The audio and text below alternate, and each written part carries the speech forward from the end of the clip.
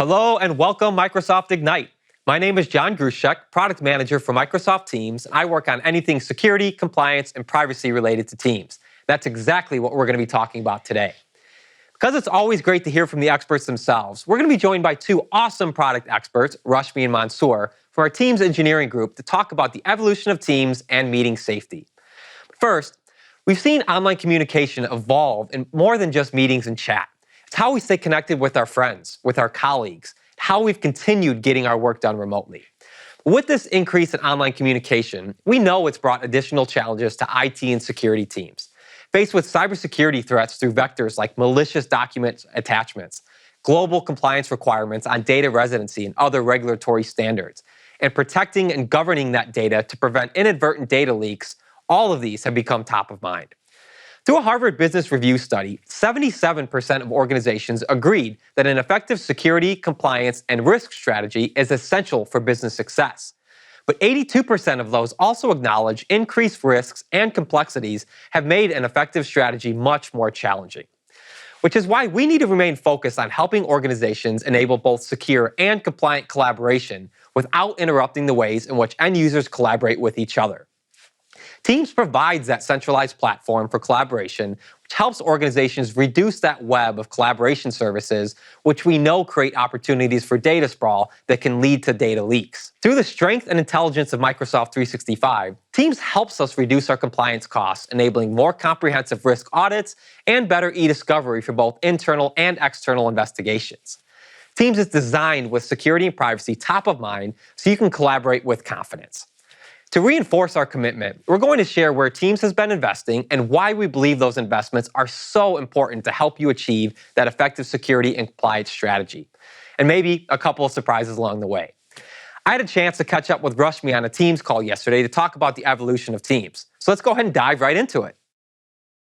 When I'm talking with customers, one of the first questions I'm always asked is, what's the vision of Teams? And thankfully, joining me to help answer that question and give us some awesome insights is Rashmi Malavirachi, who leads product management for our Teams IT Pro engineering group, driving security, compliance, and management capabilities. Rashmi, thank you so much for joining me today and chatting. I'm sure you hear these questions a lot, so let's go ahead and start with how you've seen Teams evolve. And thanks a lot, John. I'm really glad to be joining you here. So I think there are two aspects that are relevant.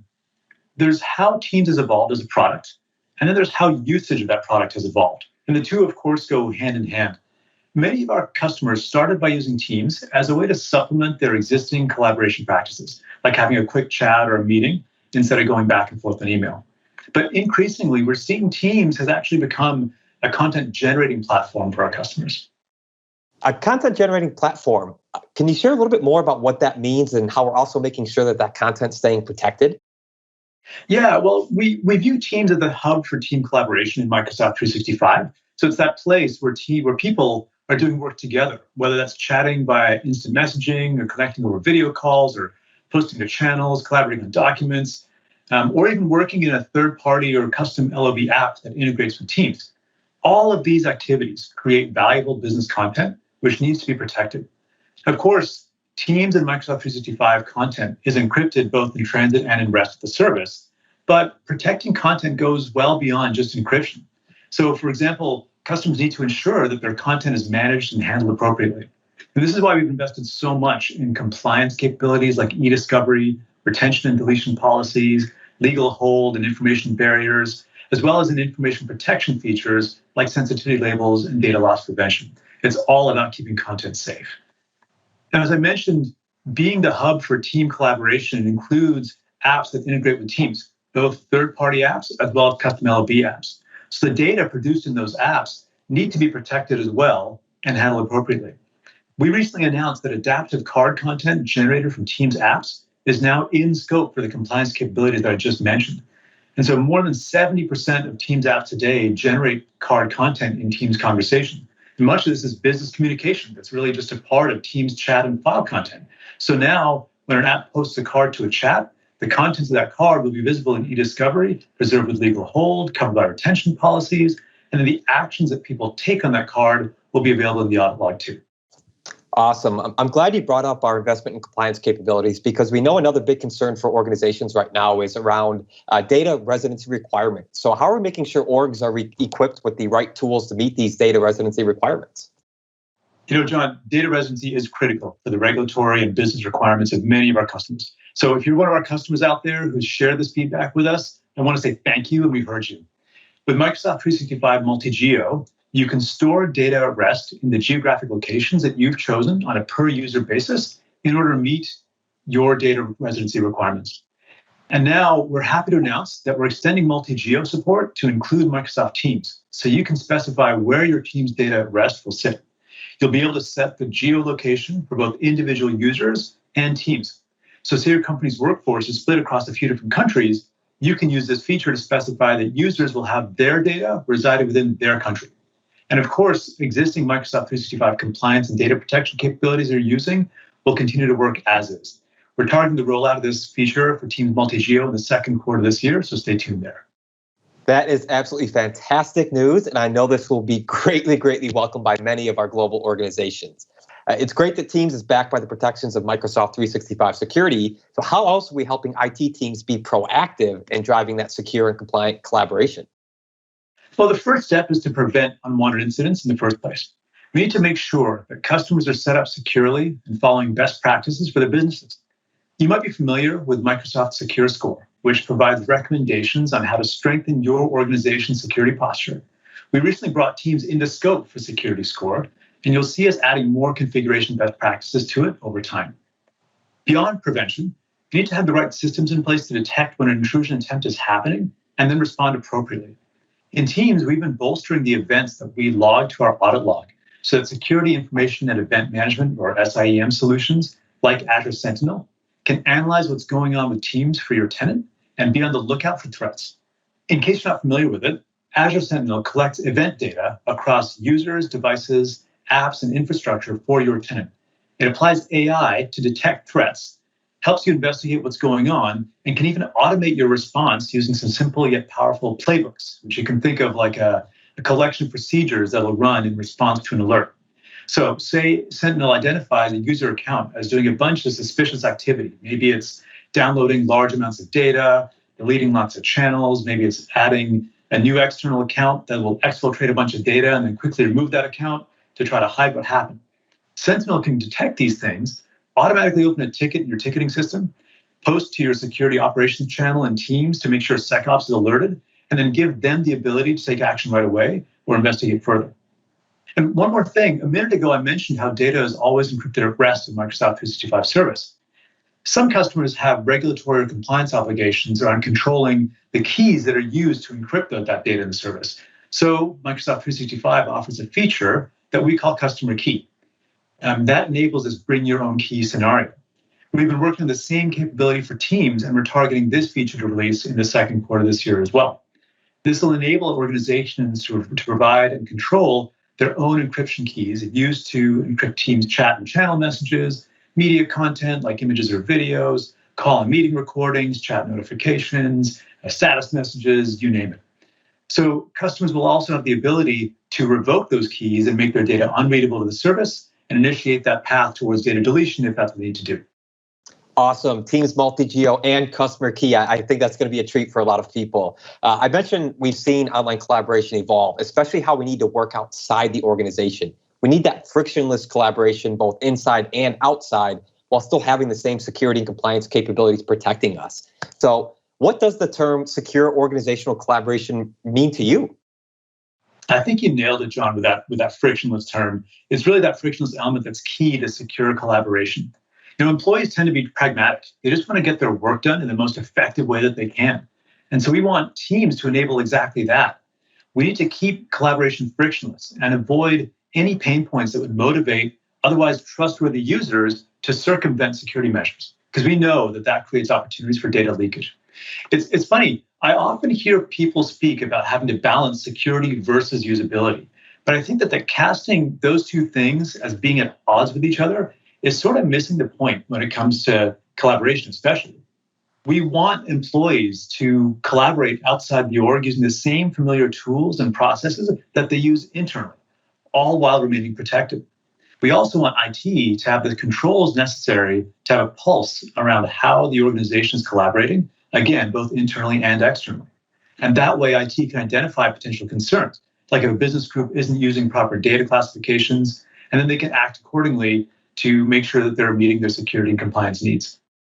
I really love what you said about security and usability not being at odds with each other. So for our last topic, I want to ask you, how are we helping customers push some of those traditional organizational collaboration boundaries, all while remaining secure? Well, as you probably heard the shared channels announcement, our job is to enable frictionless cross-org and cross-business collaboration. And shared channels is a key feature that allows you to easily bring outside guests in.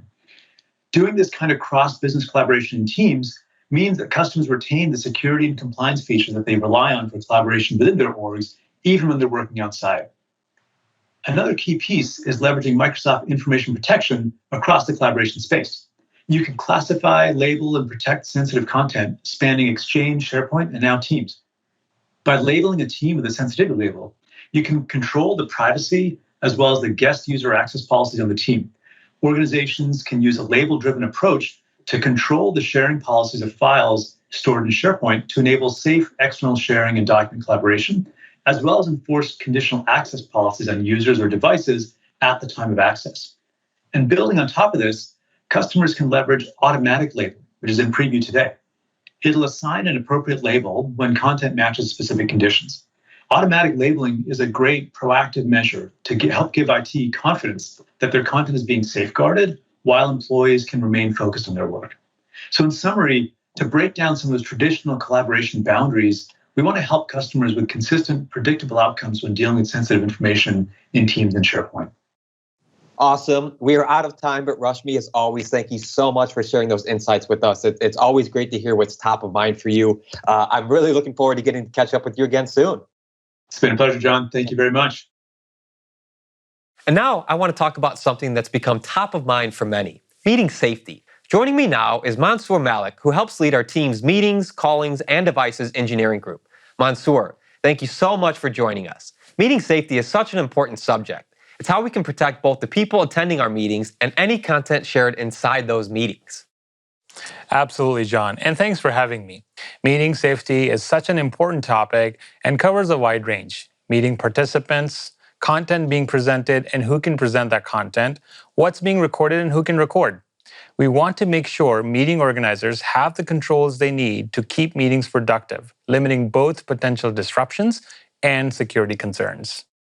One of the concerns we've seen in the industry are uninvited attendees getting into meetings. What type of controls can we provide meeting organizers to help prevent these meeting intruders?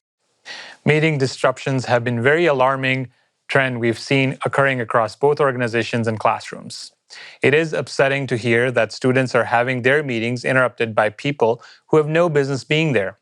An unexpected attendee not only creates the possibility of sensitive business information being exposed, but it also puts mental health and well-being of meeting participants at risk. We've been working very diligently on providing various meeting controls to IT admins and organizers to limit who is able to directly join their meetings. One of the first key pieces is the ability to prevent anonymous attendees from being able to join meetings at an organizational level through an IT admin policy. In addition to that, as an organizer, when you create a new meeting invite in Teams, you have an option to restrict recipients of that invite to forward it along. This can prevent meeting invite from being inappropriately shared out or get forwarded. The other thing meeting organizers can do is to further refine the meeting options based on the requirements of the meeting. And it starts with knowing who can and cannot join their meetings directly. The lobby bypass setting can be used to control that. And in this setting, a new option we're happy to share is the ability to allow only those attendees who were specifically invited to the meeting to bypass the lobby. This means if you weren't on the original invite, John, an invite was not allowed to be forwarded to you, but somehow someone copied the meeting link and sent it to you, you will need to be admitted into the meeting from the lobby, even if you are in the same org or in the same team. That's fantastic, Mansoor. So by pairing that with the Do Not Forward Teams meeting option you just talked about, we can greatly reduce the chances of uninvited callers attempting to join my meeting, right? That's exactly right, John. And meeting safety doesn't stop there. We have various other meeting options for organizers to allow or not allow attendees to present, chat, or unmute. You mentioned the option to mute all attendees, or what we like to call a hard mute. It's a great meeting feature, but we received feedback it needs to be extended to video as well. So is that something we're going to provide meeting organizers? You're asking the right questions, John. We happily announced the ability for a meeting organizers to disable video for all attendees, which is coming soon as well. Again, this can be extremely helpful in those large lecture and classroom settings where the organizers would want to control entire meeting experience. For example, who can talk, who can present, and who can share their video. I love it. The last thing I want to touch on is we've heard a lot of buzz around something called end-to-end encryption, or E2EE. What is it? End-to-end encryption is the encryption of information at its origin and decryption at its intended destination, all without the ability for intermediate parties to decrypt. That means only participating parties in the end-to-end encrypted communication can access the content. Over the last year, we've been gathering feedback from our customers, analysts, and security community around the importance and the need for end-to-end encryption in Teams. And we're excited to announce Teams will be introducing the ability to use end-to-end encryption for one-on-one calls in the coming months. We will allow customers to have full control of which users in their organization will have the ability to make end-to-end encrypted calls. Mansoor, that is fantastic news. So you mentioned one-to-one calls. Does this mean anytime I'm speaking with another individual, it'll be end-to-end encrypted? Great question, and an important one to note the details. This first phase is scoped to one-on-one VoIP calls, meaning if I call you directly in Teams and we're the only two in this Teams call, it can be end-to-end encrypted. However, if you get into a call by joining a meeting link, an impromptu meet now, or anything other than direct one-on-one VoIP call, end-to-end encryption is not available. And remember, for end-to-end encryption to get used in a one-on-one call, both the caller and the callee would need to have been enabled by IT admin and both opted into using end-to-end encryption. If either participant has not been enabled or has not opted in, the call will get completed using Teams encryption in its transit and at rest, but will not be end-to-end encrypted. Thanks for the clarification on what end-to-end encryption implies. In that one-to-one Teams call, what actually gets end-to-end encrypted? Only voice, video, and screen sharing will be end-to-end encrypted. Some of the features like call recording, call transfer, adding participant will not be available in the end-to-end encrypted calls. And for those features, you have an easy way to go to settings and turn off the end-to-end encryption on a per call basis. Unfortunately, we're out of time, but I have to ask, what's coming next for Teams and end-to-end encryption? As we release end-to-end encryption for Teams one-on-one calling, we'll continue to have close conversations with customers to understand their business needs and requirements and bring end-to-end encryption to meetings next. We're committed to helping customers address security, compliance, and privacy needs with a broad portfolio of tooling, end-to-end encryption being just one of the many tools. We have a detailed write-up of what this initial end-to-end encryption for one-on-one calls is, and I encourage everyone to check out more details that will be available soon. Mansoor, thank you so much for joining me today and talking about meeting safety. Thanks, John, for having me. Always good catching up with you.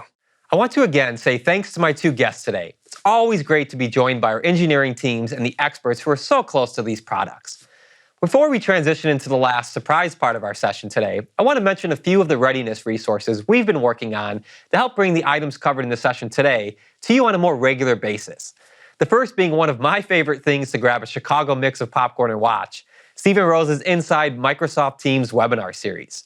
Stephen brings together a mix of Microsoft engineers, our awesome community experts, and other professionals who give you that real-world IT pro view of what's going on in the industry. I've been a guest on there myself. It was an awesome time, and I'm really looking forward to getting back on with Stephen. Additionally, for technical training and readiness, be sure to check out all of our latest Teams content on Microsoft Learn. We've landed some new and updated content, including adding interactive hands-on demos to better familiarize yourself with the tools that you're learning about. All right, for our finale, I mentioned I felt like I was overdue for a chat with Mr. Stephen Rose, so I think we should make that happen. But not only are we going to be joined by Stephen, we're also going to hear from one of those awesome community experts, Daryl Webster. All right, so we had a lot of very exciting announcements today, but to give some more insights into some of those announcements, as I promised, I'm bringing more experts on top of experts. So with me today, Stephen Rose and Daryl Webster. Stephen, take it away. Hey, everybody. Thanks for joining us. Stephen Rose from Inside Microsoft Teams. And I brought one of my favorite MVPs, Daryl Webster, who has also been a guest on our show, and a real world IT pro. So some great announcements. We talked about sensitivity labels for Microsoft Teams, and then that you could apply a sensitivity label which dictates the privacy around that meaning the information. It's great for private channels. But Daryl, what does this mean for your customers when we talk about this? And how's the adoption of sensitivity labels overall across, Exchange and Office and now with Teams? Yeah, look, we've seen a lot of good improvements around using sensitivity labels, and particularly with our use case, we're using it to try and control teams with guest access. We know it's a really important topic right now, and so we take people through a process of initially that team is not going to have guests, and we use a label to control that. And then once they've gone through some compliance checks and training, then we can bump that level up by using the sensitivity labels. John, what's the reaction to this been? Because we're sort of recapping some of the features from last Ignite, as well as talking about some of the new stuff that was announced today. How's been the public around this? Have they really embracing this sensitivity labels? They have, and Daryl hit on one of the key subjects that it's being greatly leveraged for is that guest access control and making sure that we can easily create a new team and apply that sensitivity label that says, hey, no outside guests can be a part of this. We're talking about internal sensitivity conversations here. So we have seen a huge reception to this to have the integration in teams and groups when you're creating a new team. Awesome. Another feature we announced last Ignite that is now in public preview is Customer Key. Customer Key is something we already have in Exchange Online, we have in SharePoint Online, we have for OneDrive. But very simply, what it is it's a choice that we are no longer holding the encryption key for your data, we being Microsoft, that you now have your own encryption key and you hold it and you're the only one holding it, which is great if that's a security concern of yours. But be aware, if you lose your key, we can't help you. We don't have a backup of that key. We don't hold it. But it is a really, really great feature, and it does allow organizations to have more control over their data as they need to. Another feature that we announced is the compliance availability for adaptive cards through Teams. So, John, I'm going to ask you, what exactly is this in a nutshell? And I know it's allowing us to have more control over things like legal holds and e-discovery and audits and things like that. What does it mean for IT pros? The thing about Teams is we know it is now a content generating platform, right? It's not just chatting and virtual meetings. And so these adaptive cards are a great way to be able to identify where someone sits in the organization, the directory, other attributes. But again, that's generating content. And for those customers that need to make sure they're meeting very strict compliance and regulatory requirements, if those adaptive cards are generating content, we need to make sure that they have control over it. And so that's what we're allowing them to do. It's part of this bigger ecosystem of just helping organizations manage their compliance and residency requirements. Daryl, of sensitivity labels overall, inside of Teams and outside of Teams, has that been a big impact for a lot of your customers? Yeah, it definitely has. We see that the way that it is being used and applied, people have been exploring it early on, and it was just initially a visual reminder that this is something that is sensitive. But now that it's had more controls and there's policies behind it, we definitely see it being a far more practical way of controlling security. Awesome. So SecureScore is a great way to kind of take a look at the overall posture, but when we dig into it, it's only as secure as our end user. So we have some cool features that we've announced that are going to help this. And one of them are the new meeting organizer controls, hard mute, chat moderation, a new announcement of disable video, and who can bypass the lobby with invite only. And this is really important. And this is something that Daryl and I were talking about earlier, that within the education sphere, especially when you're managing, kids where if you're under 18, we don't want to allow video to be on, or we want to turn off chat, and we want to, stay focused on the speaker and what they're doing, and then reopen up the chat at certain parts. Daryl, how do you see a lot of your customers adopting this, and are they going to be excited about it? Is this something that's going to create some additional cycles for training? What are your thoughts? Look, in the education space, what we'll see is if a teacher's managing this process for themselves, having that hard mute beforehand means that a person has to raise their hand before they can actually come off mute. And so there's a few steps there that might be a little fiddly for teachers. Mm-hmm. We recommend that they get comfortable with that feature. In the corporate space, if you're running a webinar with a Copilot, it's a really, really important feature to control that audio. But we recommend that Copilot manages the process there too to bring people off mute. Sure. And then another one, and that makes absolute sense. Hard mute, is great. The chat moderation, limiting that. The bypass lobby is an interesting one, and it's more than just making sure that people don't just show up in a meeting that they don't. But I've sat meetings where we have anonymous participants, and I've seen people just let them in and not try to figure out who they are and is this somebody who should be there. And it's important. IT does not want to be the department of no. We want to be the department of yes. So what's important to understand is if somebody comes to you and you turn this on and they go, look, this person can't get into the meeting. Okay, great. Why are they trying to get into the meeting? Is it a person you're doing a project with long term? Is this a relationship with a vendor that you're going to be having for a period of time? And it should they be an external guest? Should we give them access to our network and what within? So it's not that we're trying to make it more difficult for people to get in. But it is a way where we can sort of put up a block, and if people get blocked, we can better understand why they're coming in and make it easier for them, but also to have that security posture that we want to have to ensure whatever's being shared, that we can, continue to have access and control over that data. How has been the reception around this, John? I know this is something that you guys in engineering have been working on.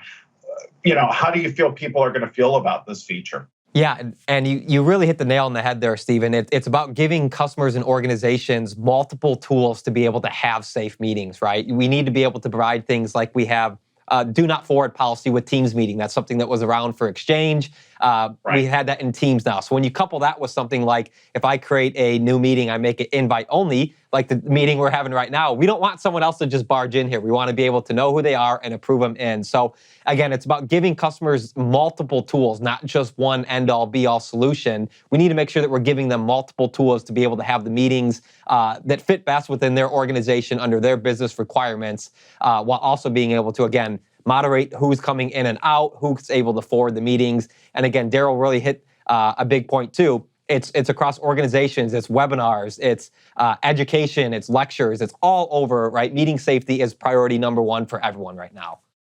Okay. 2 more new features we announced, the ATP Safe Links, which you may not think is a big thing, but think about how many times an end user just throws up a URL and doesn't check the URL or make sure it's safe or mistypes it. End users not always the best about thinking through this. So now having ATP in there is going to make sure that if they're dropping in a photo, dropping in a link, if they're dropping in a file, that file doesn't have malware or an executable in it that could potentially do some damage to the data or expose data from a security standpoint. But my favorite announcement today was the Teams Multi-Geo for data residency. This is so incredibly important, especially as we work with customers around the globe. Now, the first thing to understand is multi-geo does not mean if the data is in my country, it's going to be faster. It has nothing to do with speed. What it does mean, though, is if you're a multinational corporation and you have a branch in Germany, that they need to, for GDPR purposes or other purposes, the data created in Germany needs to stay in Germany. And that's what multi-geo does. Now, Daryl is someone who is overseas and works with European customers and customers in Asia. What are your thoughts on that? I think it's a huge impact there for countries who need to maintain some of that residency of the data, and so hand on heart, they know that if they're working with customers, that it is going to stay within their country. Yeah, it's so incredibly important. So this is great stuff. Super excited, Daryl. If people want to be able to connect with you, learn more, what's the best way for them to reach you? Check out all your webinars, all the other good stuff that you have. Well, on Twitter, I'm Daryl as a Service, DARRELLAAS, and you can also find my content at Modern Workplace Change on YouTube and .com. Awesome. And you can catch Inside Microsoft Teams at aka.ms/InsideMSTeams, where we sit and have the conversations IT pros want to have with some of our biggest customers and engineers. John, Thanks for giving us the time and bringing us in to chat today. Back to you. Awesome. Thank you both, Daryl. Thank you, Stephen. And like Stephen said, check out our the webinar series. Check out all the work we're doing on Tech Community. And thanks for joining us for this session on enabling secure and compliant collaboration with Microsoft Teams.